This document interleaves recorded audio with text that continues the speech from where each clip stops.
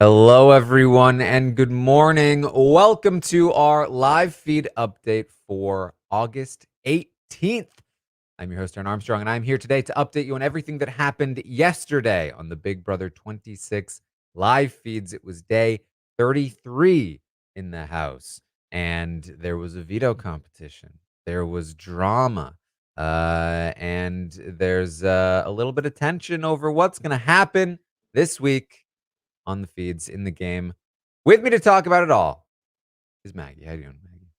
Hi, I'm doing great. I'm so excited to be here on a live feed update. It's been a minute, so I'm excited to be back and get into what's going on. Yes, of course. As we all know, Tucker is the HOH, and he has nominated Brooklyn, Cam, and Quinn for eviction. The idea is to target Brooklyn, who handled the blind side the worst on Thursday night, and also to potentially use the veto on Quinn to replace him with Chelsea.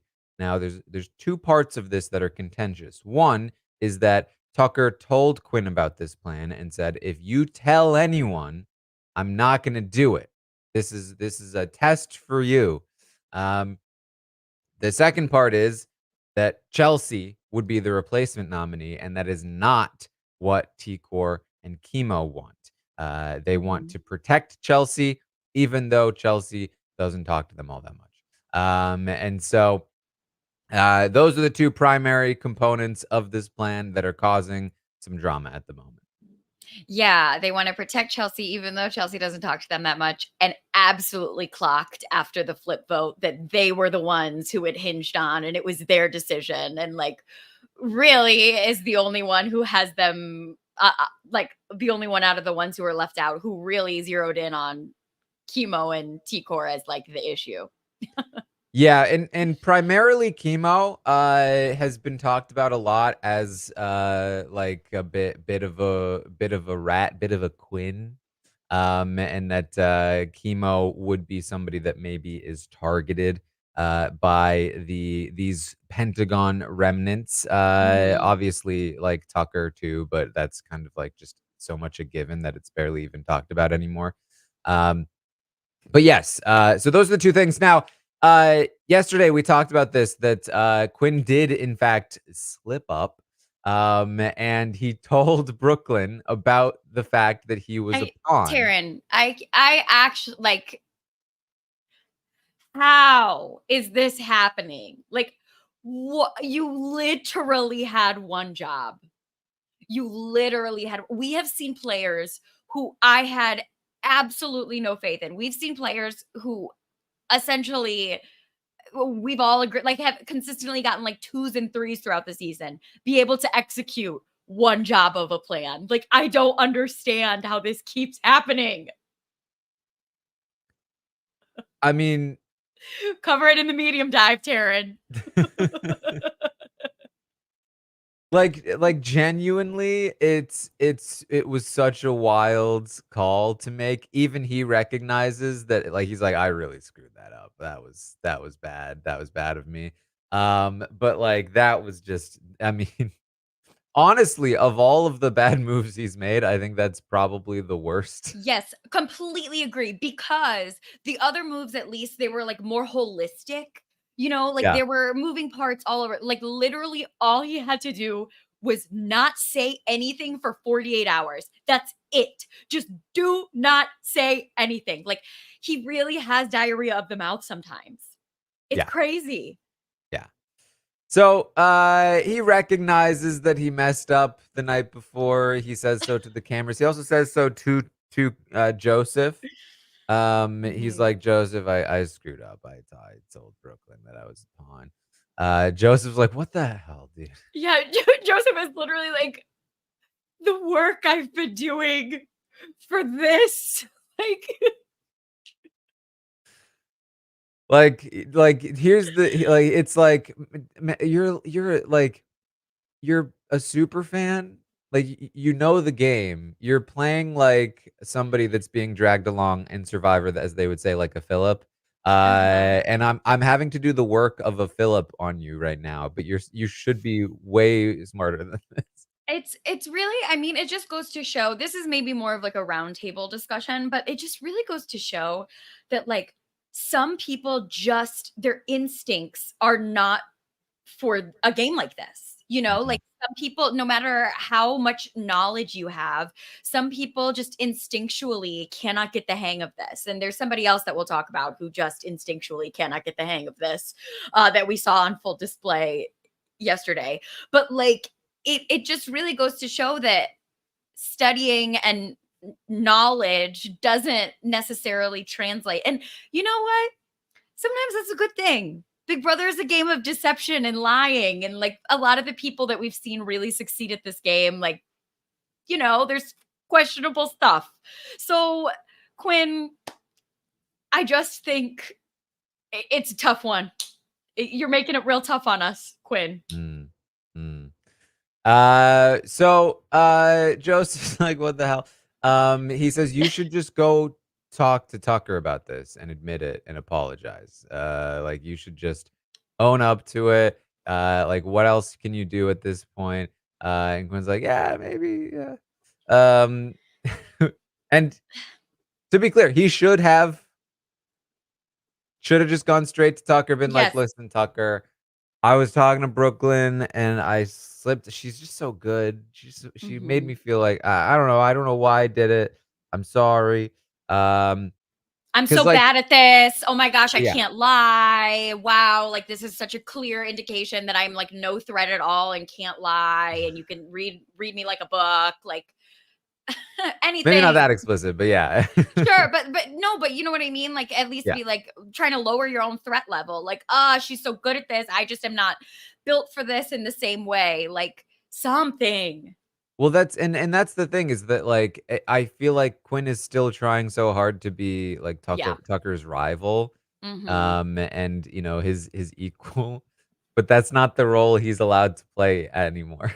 It's, And it's really like people a lot of times I when we watch social strategy games, people's egos really get in the way because it's like I don't want people in the house to think I'm weak. But it's like you do actually for the game and like what's going like he's like I still want to be Tucker's rival, but it's like in order to play the type of game now that you've put yourself in the position to play, you're not. You're not. yeah. It's giving Philip. Yeah, so, in the meantime, before he can do that, of course, Brooklyn goes to Tucker first and rats him right out. Surprise, surprise. Yeah. "Hey, Tucker, guess what?" And she makes it, she really, like, she makes it sound as bad as possible. It's like, "Hey, Quinn told me that I'm the real target, and that he's just a pawn, and that you're really coming after me." Quinn doesn't even know that Brooklyn is the target, um, Mhm. for sure at least.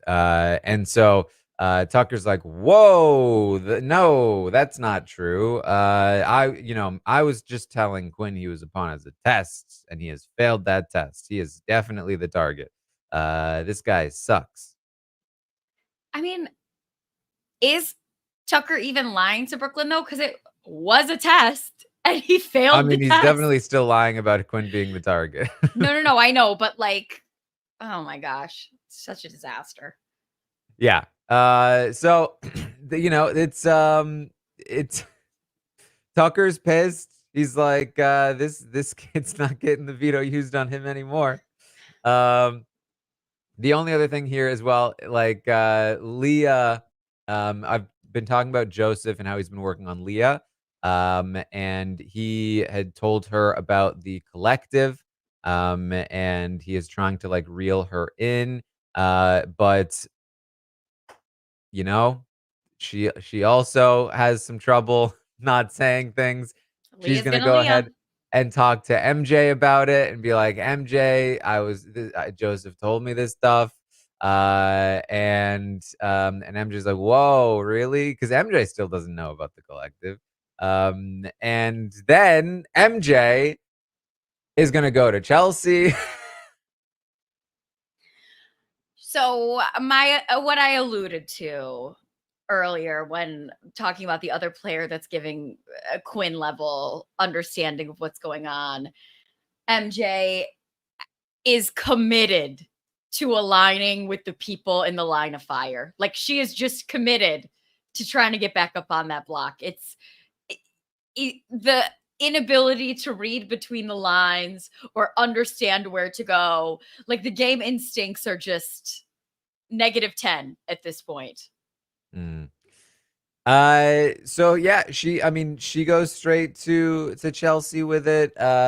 She's pissed at Leah. Leah's pissed at her. I don't know why Leah told her this information at all, considering the state of their relationship at this point.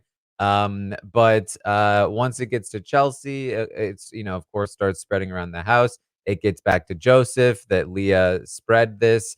And now Joseph is pissed at Leah. He's just like, "What? Like, seriously? Like, I'm trying with her, and this is not working." He's later gonna talk to Quinn about it, and Quinn's like, "Dude, I went through the same thing."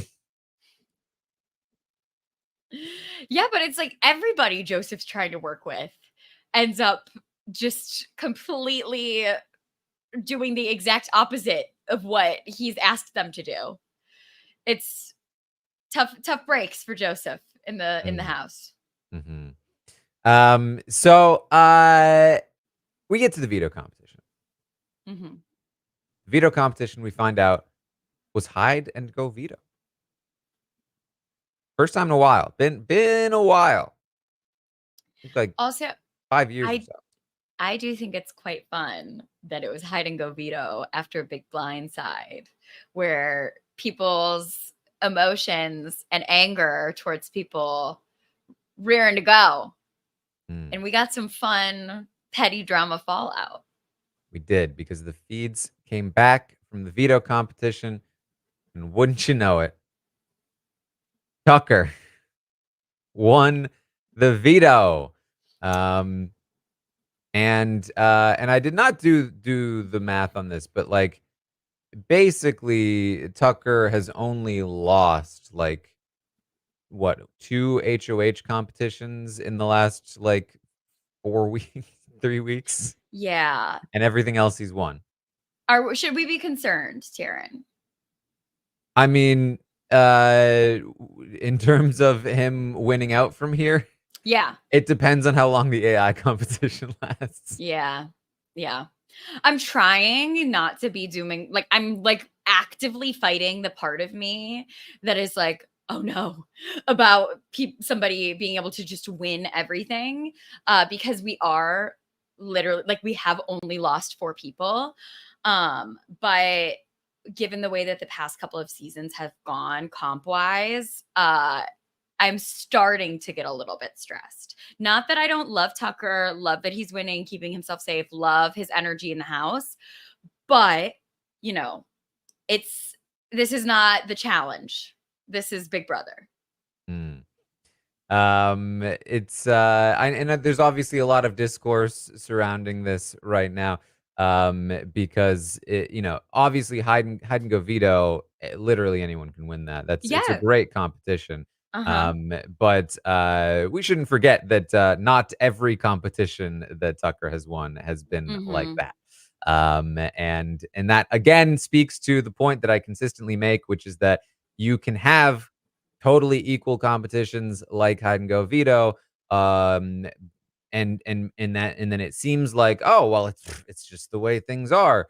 Mhm. But when you combine those with a even small amount of competitions where one kind of person is going to win, you start seeing results like this. And I don't think it's like, for as much as we might like Tucker or Mhm. whatever, it cannot be ignored that this is a very consistent through line for the last 5 years or Mhm. so. That this has been consistently happening over and Mhm. over and over. You can't ignore that kind of data and just say, well, Mhm. in my head, I think it seems like it should be equal, even though we're getting completely unequal results. Yeah. So, I also, like, for the record, don't mind like competitions that are physical. Like if we're mhm, talking about equitable comps, like Some should be mental, some should be physical. You know what I mean? Like I'm not saying every single competition should be won, every single type of person can win, because that's the point of equitable competitions, is that you have some that are geared towards some people, some that are geared towards some skills. You know what I mean? So like the wall, I saw a lot of discussion online about the wall and like how to make it more equitable, but like the wall itself is an endurance competition. People with better endurance are going to win. People with greater strength ability are possibly going to win. Like that's just the way that the wall goes. But you're not doing a wall competition every single HOH. Hence, sort of what we saw last season, where it was very much do an amount of tasks in the quickest amount of time, where you have to run back and forth X, Y, and Z. You know. Yeah, and people are saying like, "Oh yeah, no, Tucker's just well-rounded. He's Mhm. brains and brawn."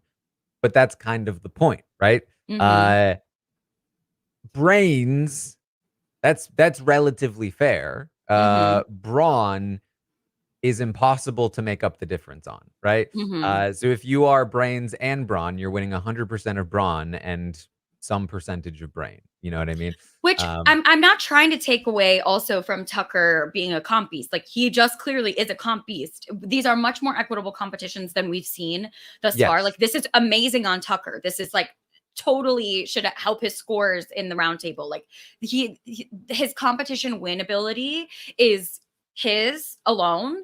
And like not something that we should try to minimize by being like production is giving him comps that he can or can't win.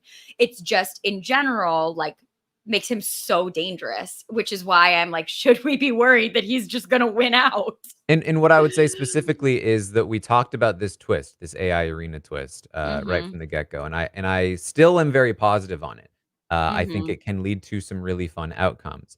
Mhm. But the one thing that we said was it makes the competition problem even worse. Yeah. And so what I would say is that even though the competition problem is a bit better this season, it is more sensitive to the problem of inequitable competitions Yeah. because of the AI arena component. Because you Um, can't backdoor anybody. exactly. So, Mhm. so even though it's better, it is still far from perfect, and because of that, we are now seeing what is happening here with the competitions. Because you know, if not for the AI arena competition, Tucker would not be on so much of a Mhm. streak, and it would Yeah. feel a bit more even. And again, that is not to take away from Tucker's competition ability Yeah. by any means.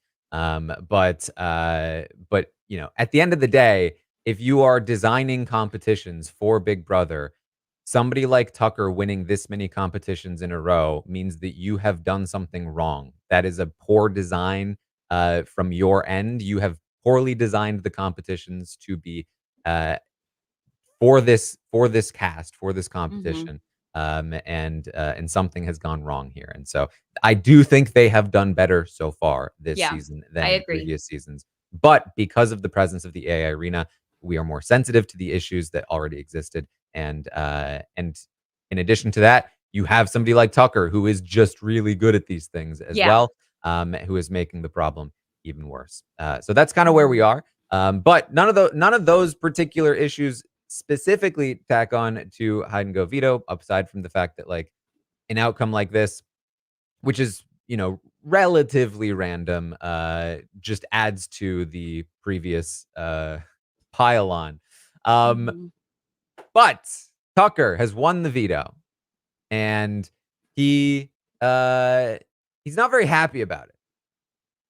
Not very happy about the competition, how it went down, because His somebody messed with his stuff. got ransacked. Mm, which is why this competition is so great. It's so fun. I can't wait to watch the episode. And it's sort of like, he's like kind of going on a detective case, like, who did this to my stuff? Mhm. And listen, it was Quinn. Of course, it was Quinn. Thanks, Tucker. And Mhm. he goes in on him. I mean, very publicly goes in on him, and he's like, "You'd better win that AI competition, Quinn. I'm done with you, you little."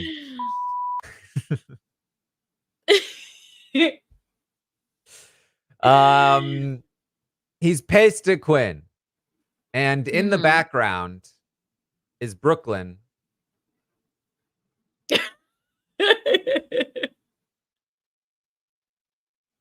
who actually did it, Yeah. kind of just being like, "Ooh." When I tell you, I would take that one to finale night. That one would be staying between me, America, and the DR. That one, like, I think she's crazy for even admitting it to anyone. Like, no way would that come out of my mouth in the house. Well, here's the problem with that, Maggie. Pretty much everyone other than Tucker, theoretically, was able to instantly go, "Yeah, it was probably Brooklyn, right?" Like, she's definitely the one that would've done that. That doesn't mean that she should have said anything. This is literally the one case in Big Brother where if you lie, like, there's no one else who was there or who could see it. Like, you can just take that one to the grave, or finale night. Well, see, this is a great example of something that I think happens a lot in analysis for the game, which is like it's the T-Core and chemo problem where it was like, yes, the flip to keep Rubina was the right move, but they never should have been in that position in the first place. Rubina should never have been on the block, and it's still a worse move than if Rubina hadn't been on the block. Mhm. Like, Brooklyn just shouldn't have done this. No, of course not. Of course not. Actually, I was thinking about this morning, as I was preparing for the podcast. And I like what's making this season so fun is that you have players who like are able to play good Big Brother, but aren't good enough to do all of the back end work that make it boring.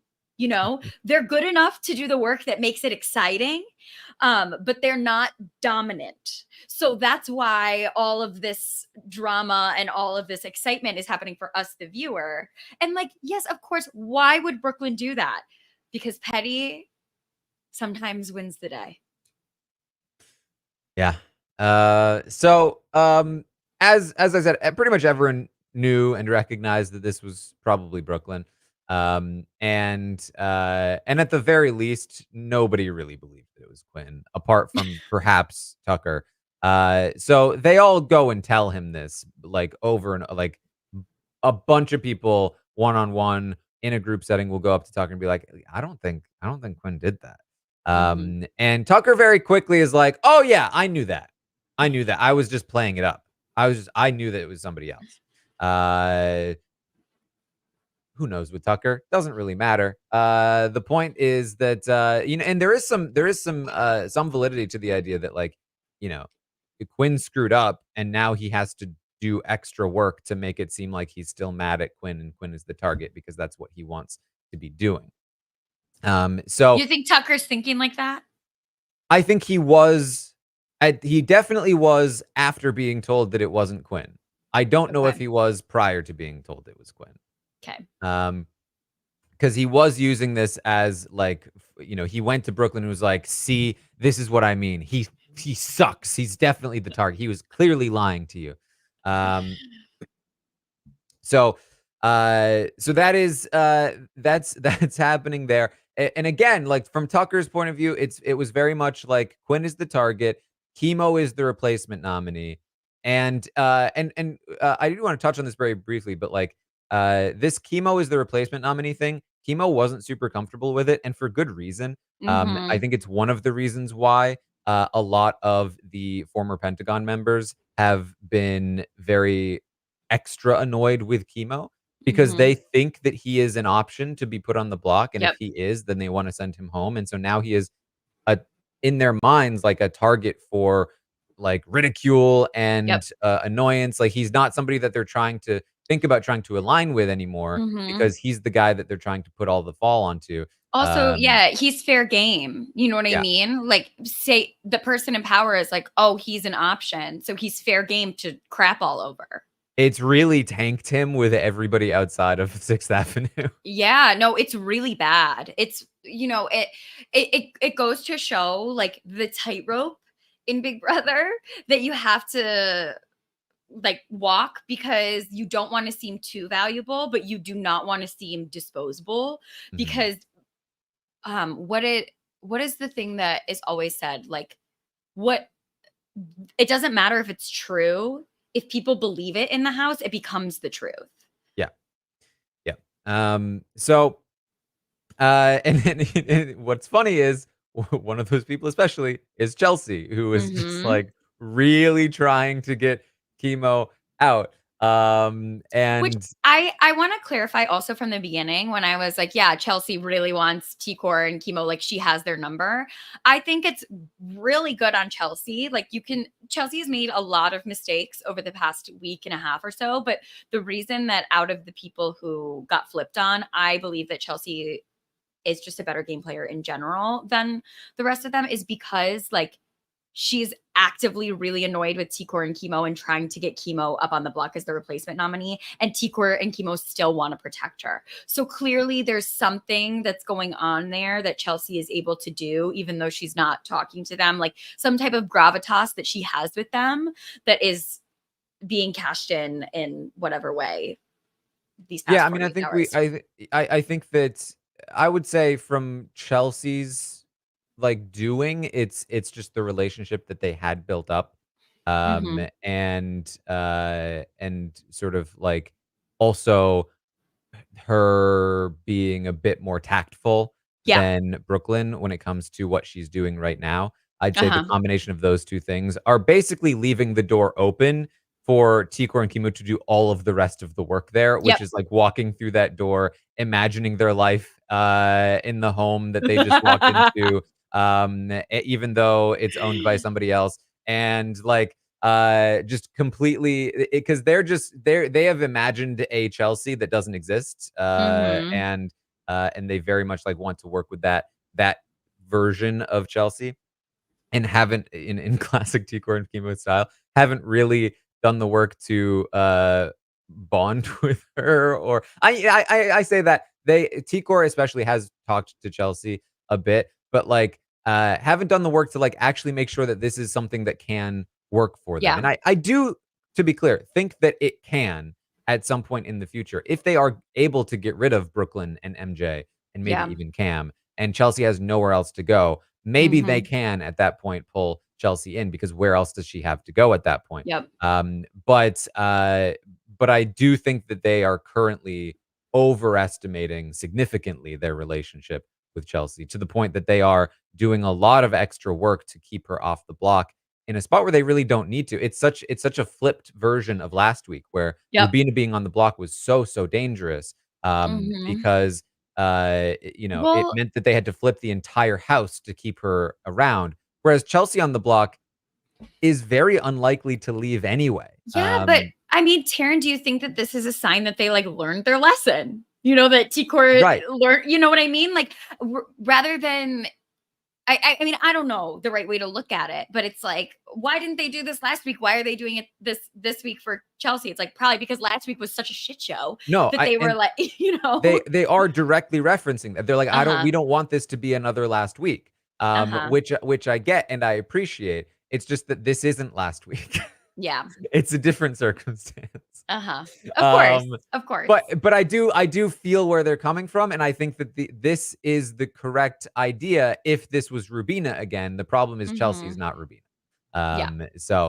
Uh, so Tucker is talking now about how he is pretty annoyed still with Quinn for exposing the plan to Brooklyn. And so guess what? He's not getting the veto used on him.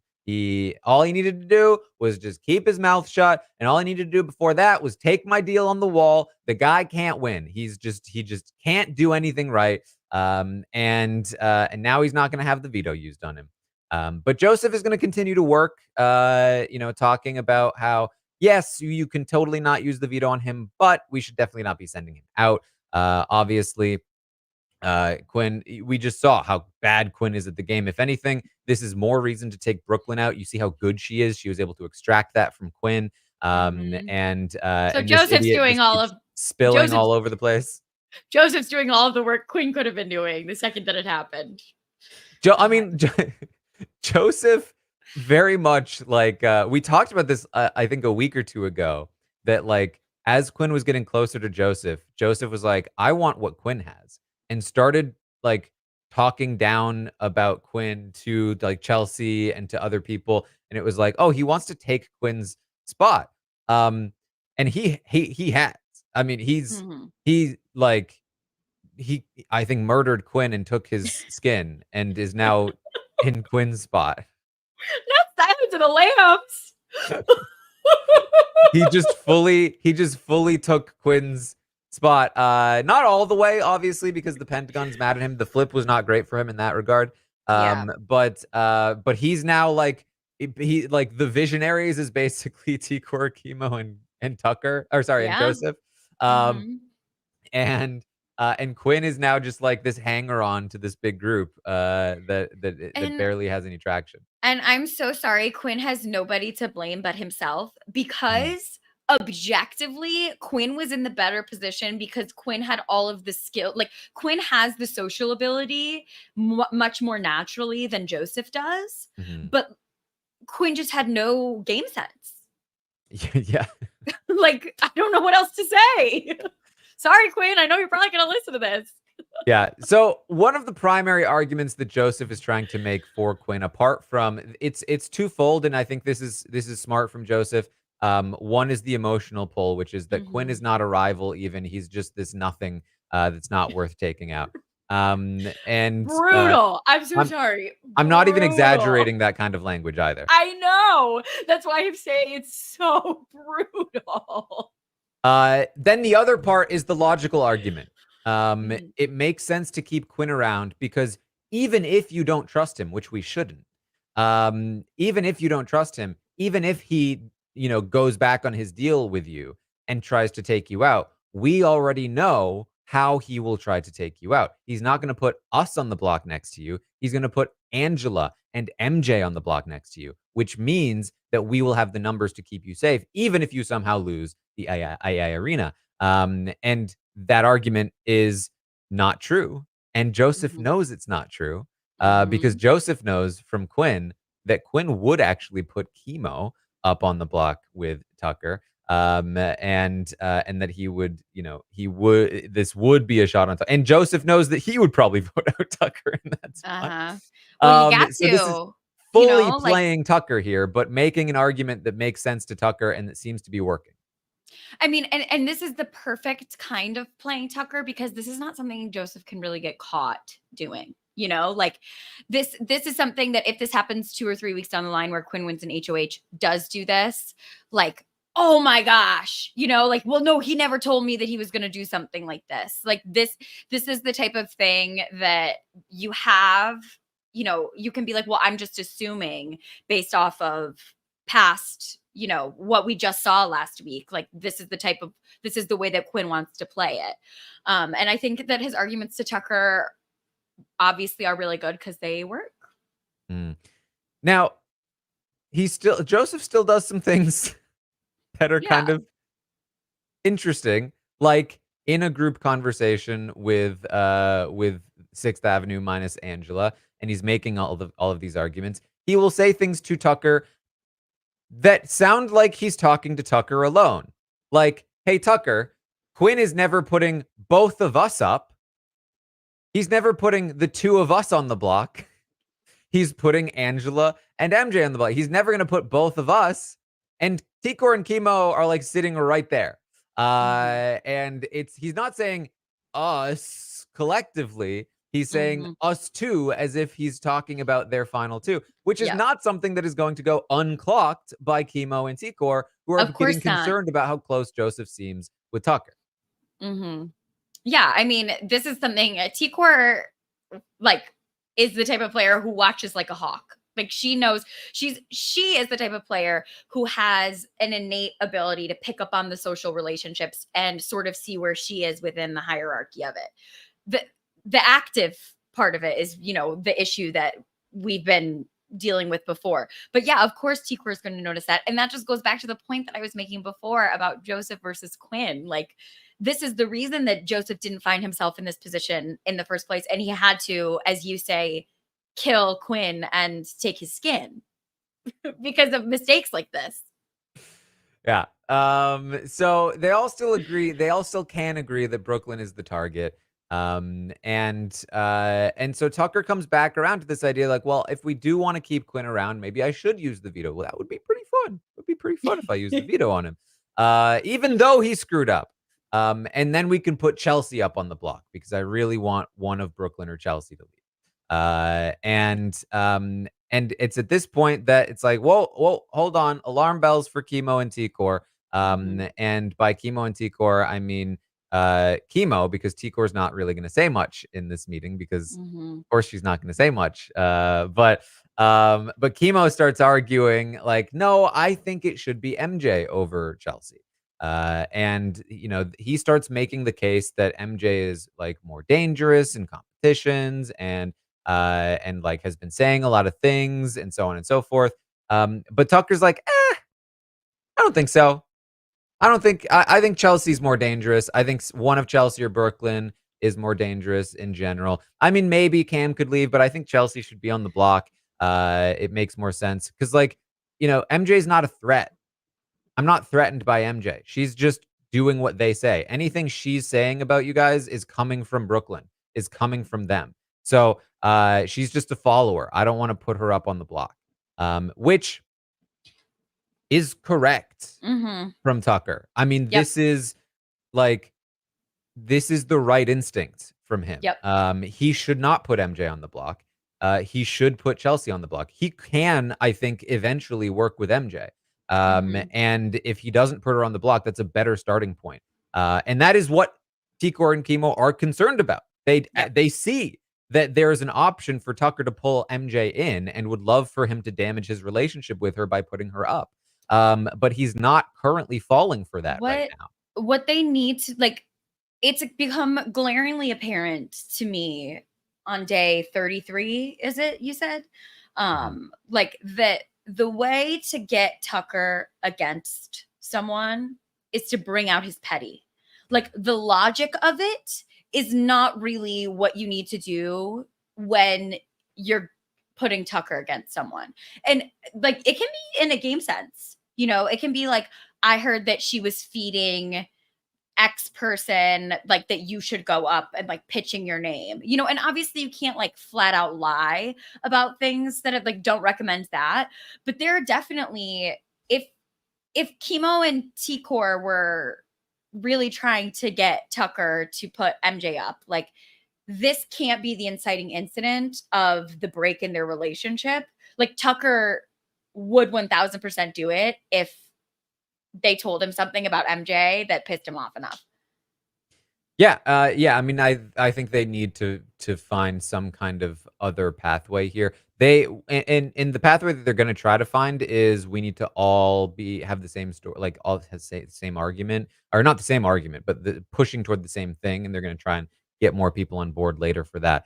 Um, but uh, but it doesn't really land here. Tucker still wants Chelsea on the block, and he's back to the idea of using the veto on Quinn for now. And so, Which, uh, for the record, I just want to say, I think it's a terrible game move, objectively. Leave Quinn up there. You're absolutely making the biggest enemy out of Chelsea, who has comp ability, who has pull in the house. Why are you doing this? But fun. Like I'm excited about it, but like I just have to say this on this update where we're talking about game strategy. Don't do that. Don't ever yeah, do that. yeah. I mean, I think I just fell into the same trap that I just talked about before, where it's like I'm like giving Tucker credit, like, oh, he's not Yeah. falling for the trap of putting MJ on the block instead of Chelsea, without even considering the fact that, like, no, you shouldn't be using the veto at all. No. You're not getting Absolutely any not. credit from Quinn. He's still going to target you. Yeah, and like I don't even think are planning on like telling Quinn beforehand. You know what I mean? Like, no, don't do that. For the record, if you're watching this and you're like, oh, I want to play like Tucker, don't do this. Don't. Or do. Fun. Look, I'm not going to be Yeah, mad. no. That's why I'm thrilled that he's going to be taking down Quinn and putting up Chelsea. I think for my purposes, this is incredible. But for like, if we're talking overarching game sense and what you should be doing and game dominance, as I sort of referred to earlier, don't do anything like this. Rob in the chat asks, is there any chance Quinn goes if he stays up? That's a conversation that Joseph had with Chemo and T-Core later. And the concern is that he would have a chance to leave, especially if Tucker changed his mind on sending whether he wants to send Quinn out, which they know is possible because Tucker changes his mind a lot, and also Yeah. Quinn is terrible sometimes. And so like they're concerned that they don't have locked in votes to keep Quinn if he stays on the block. So they do still really Mhm. want the veto to be used on him. It's just that Mhm. Tikor and Chemo don't want Chelsea to be the replacement because they feel similarly about Chelsea, that they wouldn't be able to keep Chelsea if Tucker decided he wanted Chelsea out. Mhm. But after this meeting, where Tucker makes it clear that he does want to use the veto, but he wants Chelsea on the block, Chemo and Tico are going to stew about it for a while. They really don't want Chelsea up. Nobody ever listens to them. It's the same thing as last week. All of that stuff, um, and they're not happy about it. I mean, win something, man. Win the HOH and do it yourself. Like I do have, and I love them. They're my favorite players in the house. I'm rooting for them. But like complaining nobody ever listens to you, like figure out a way to make him listen to you. I just gave you the tools. He's petty. Figure out the petty way to get him to target MJ.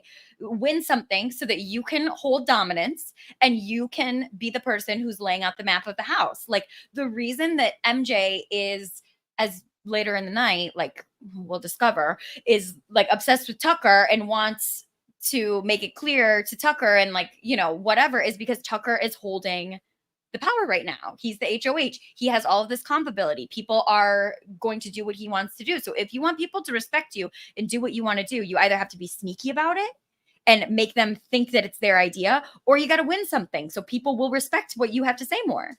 Well, like the thing right now is that they're doing the thing where like maybe it's like your boss at work is doing a thing that you're mad about, Mm-hmm. but instead of talking to them, and this is a lot more understandable because you're in a corporate environment in capitalistic Uh-huh. society. But you're mad at your boss for doing something that you disagree with, but instead of talking to them, you like rant to your friends about it all the time. Yes. And you're Yes. just like you're making all of the arguments for why their decision is stupid to your friend, Yes. instead of to anybody who would be able to do anything And about it. And you're convincing each other. You're like, yes, this is such a bad idea. And you're spending all of your time and energy like talking to each other instead of actually trying to make the change happen at work. yeah, like you're actually talking to your friend who's as low on the totem pole as you and not even going to like, yeah, maybe you can't talk to your boss about it, but you can probably talk to their deputy or you know what I mean, like their VP. Like there's To be there's clear, pl- in this metaphor, I'm not advocating that you should be making a stink at work. Again, we no. live in a like hellhole society where like uh you need to be a slave to your corporate overlords. But like it's in this particular instance, it's probably not the best. It's all maybe like a friend of yours is doing something that you mhm. really don't like, and you're ranting to like somebody in your friend group you're really annoyed with, you really don't like, and you spend all of your time like talking to each other about it and stewing about it instead of just talking to the person about it. And I'm not saying that like they're wrong in their thoughts. Like I agree with that their annoyance and what they want. Like what they want is it's fun, it's good for them what they want, kind of. But like rather than talking about it with each other, come up with a game plan of putting it into action. That's all I have to say. And I didn't mean to just be like, you should win because yeah, they're in a position where they haven't, like they can't anymore. All the competitions are over that they could possibly compete in and win. But there's still options. There's still things that you can do. And like learn your fellow players, learn how to talk to them in the way that will translate to them, and they are learning. Like we just talked about how what they're trying to do this week is in a direct response to last week. I just am, let's get it moving, guys. We've got the game ability. Like genuinely, I believe in them, and that's why I'm like, come on, let's go, let's move. All right, so in the other in other worlds in this house, other people are still playing this game. Chelsea and Brooklyn are still locked in. They're really still together, and Brooklyn has another secret to drop on Chelsea. That she is a former Mrs. America. It's the married mom version. Really? I think. Well, I understand why she didn't say she was a pageant girl coming in. We know how we know how dangerous that is. Um, anyway, back to the game. Yeah. Tikor and Chemo talked to Joseph about the renom situation. Mhm. And because Joseph was not really on their side in the conversation with Tucker.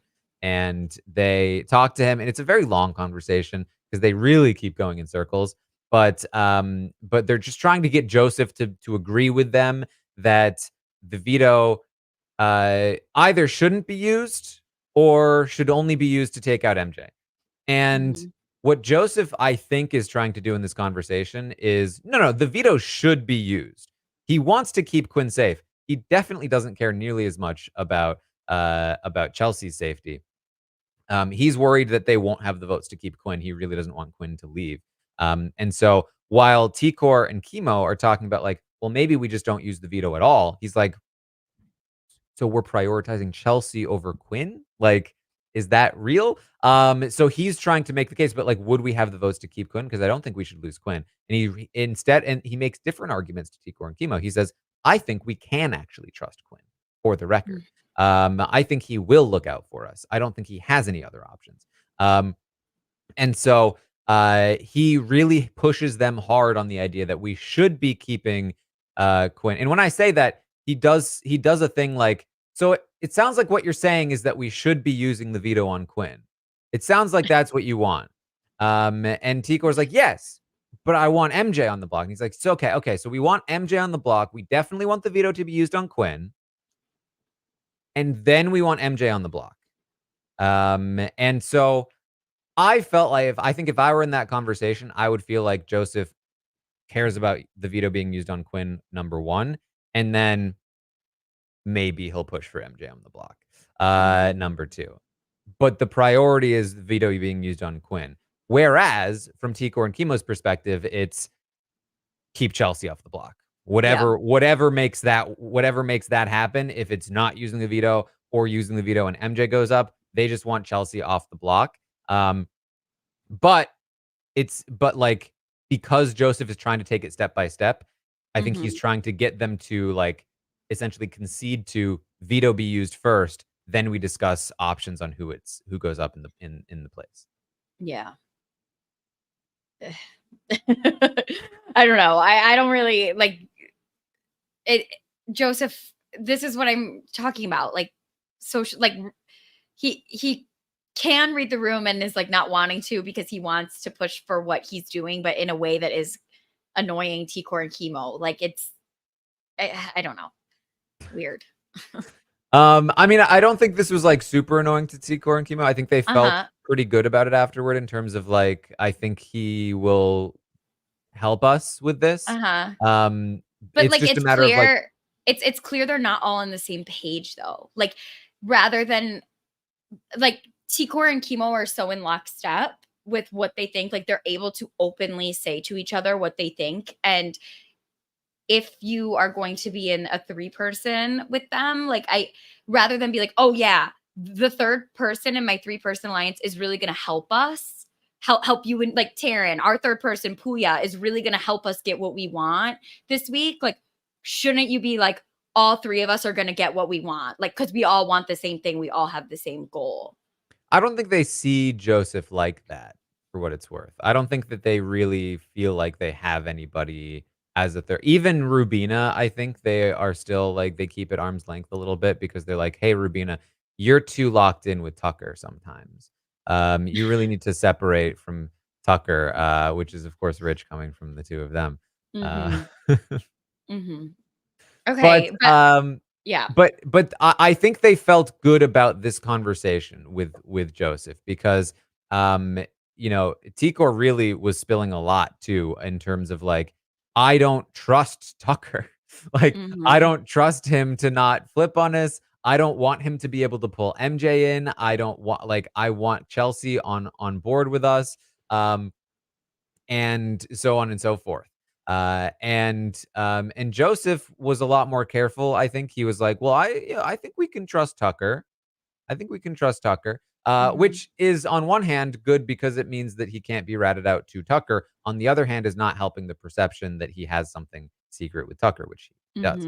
Mhm. So it was an interesting conversation. They kind of break on this idea of we will all separately campaign to Tucker to try to get MJ on the block. That is what we will do. And we'll each come up with our own separate arguments. But if we're all coming to Tucker with this plan, surely he will listen to us. And once again, like in my head, alarm bells ring when they talk about doing this separately because I really don't think Joseph is going to follow through with it, at Mhm. least there's a large chance that he wouldn't.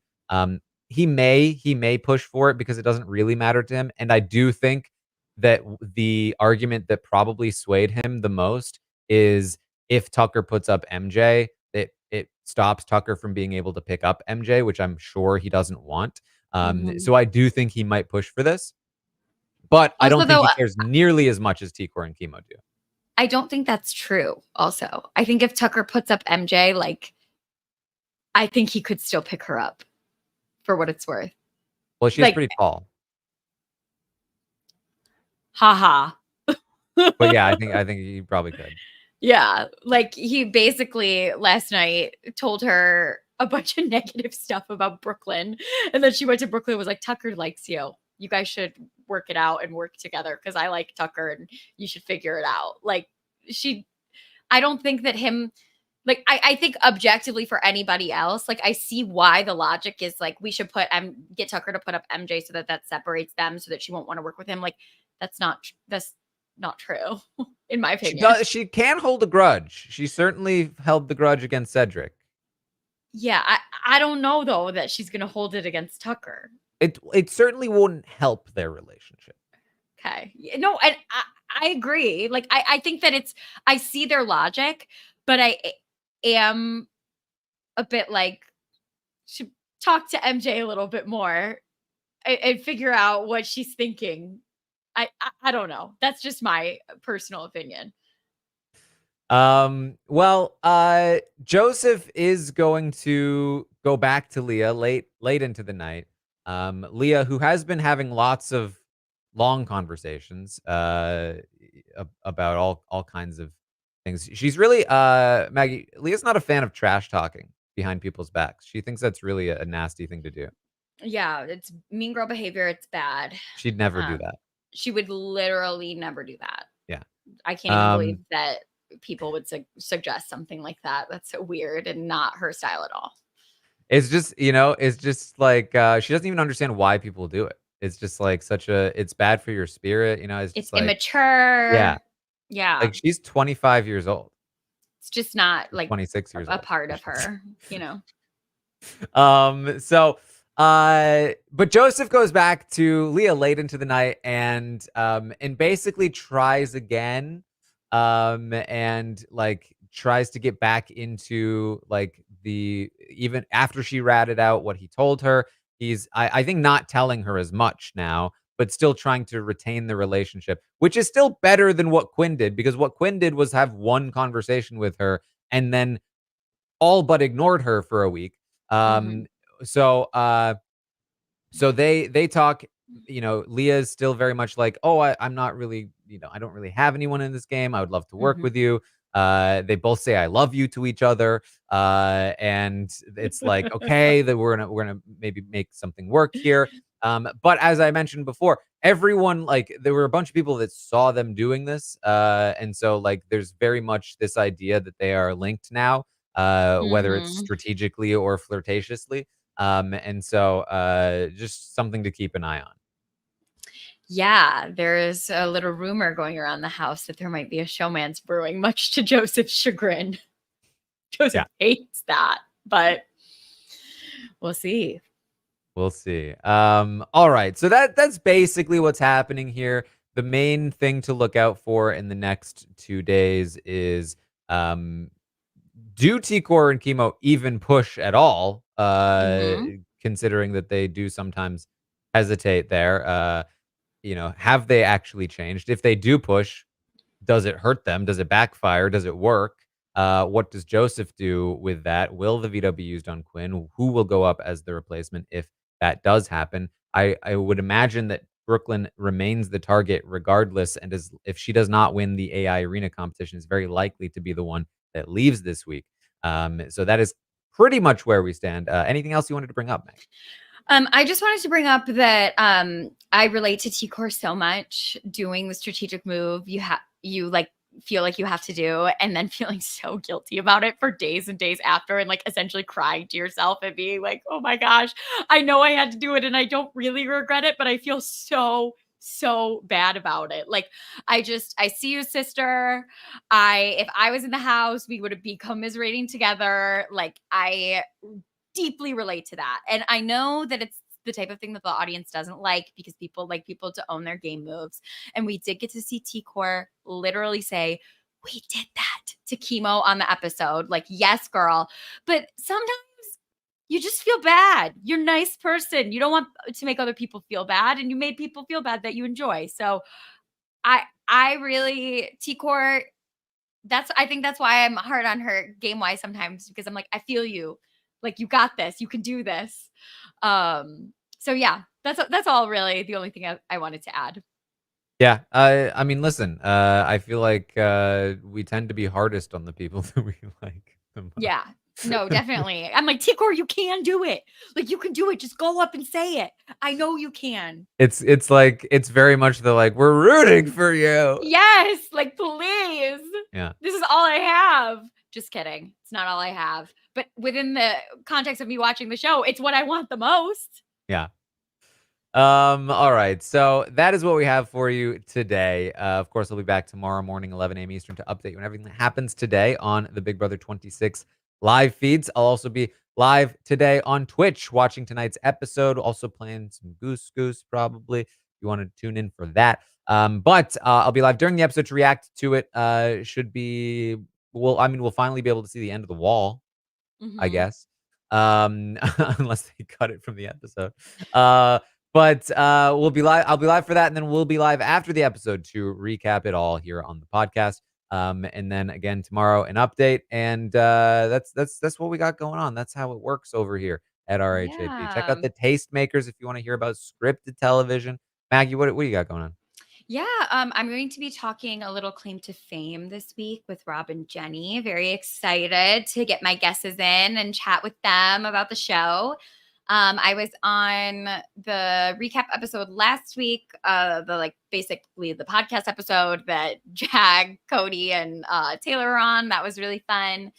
You can check me out on Twitter or not Twitter, Threads, Instagram, and TikTok at MLMorgan_. All right. Well, that is what we have for you. Thank you all so much for joining us here today, and I will see all of you next time.